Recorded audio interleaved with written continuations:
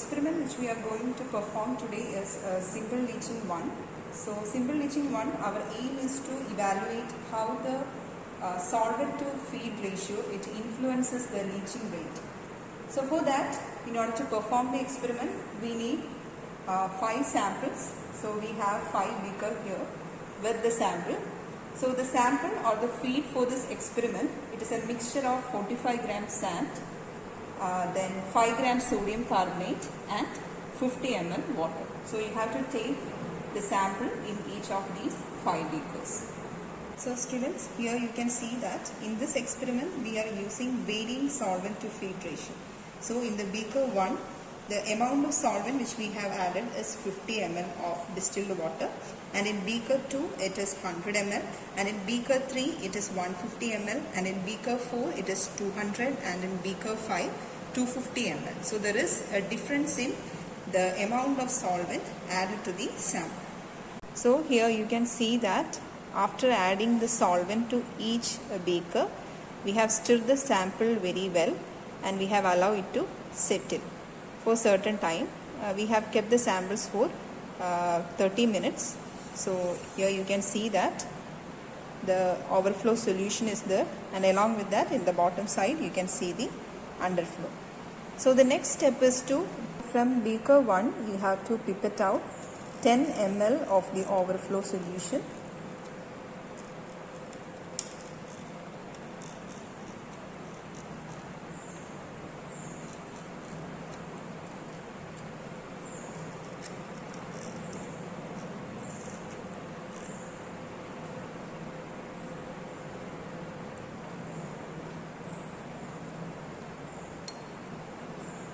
We have transferred the 10 ml overflow solution.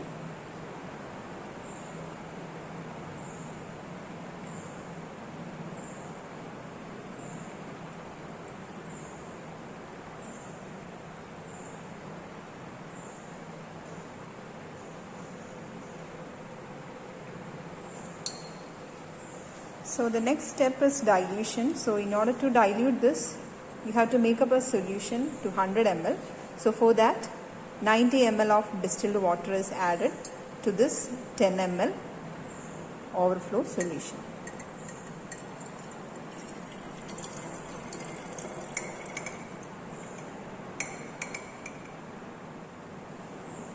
So from this makeup solution, that is the diluted one, you have to take 10 ml of this diluted solution and titrate it against our standardized HCl solution.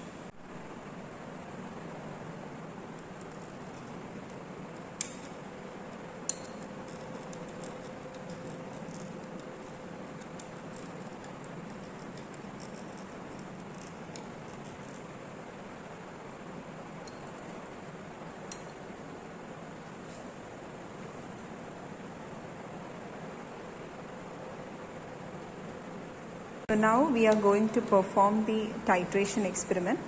So to do the titration, we are using methyl orange as the indicator. So add few drops of methyl orange into the solution.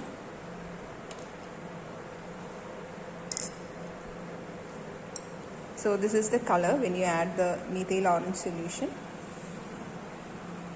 So now we are going to titrate it against our standardized hydrochloric acid.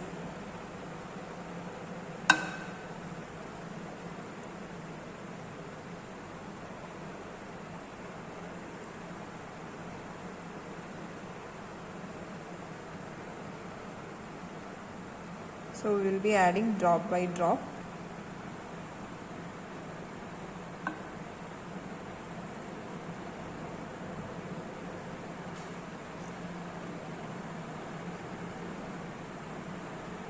So we found that when we added methyl orange indicator into our solution, it was initially yellow in color because it was a basic medium. So when standardized HCl is added, the color changes to orange red,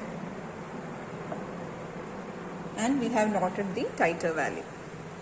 So we found that from beaker 1 we have taken 10 ml and we diluted to 100 ml, and from that we took 10 10 ml in order to perform the titration.